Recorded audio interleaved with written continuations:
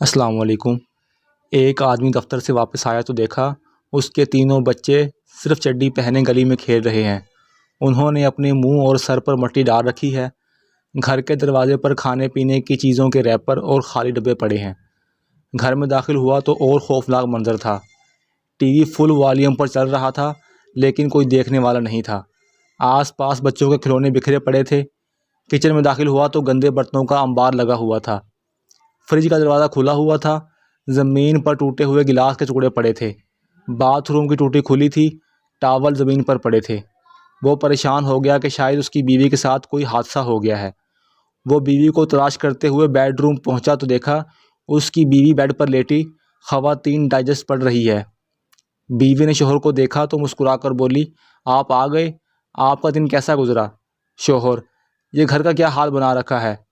بیوی نے مسکراتے ہوئے کہا، جب آپ شام کو گھر آتے ہیں تو پوچھتے ہیں تم سارا دن کیا کرتی ہو؟ شوہر، ہاں تو پھر؟ بیوی، بس جو روز کرتی ہوں میں نے وہ آج نہیں کیا۔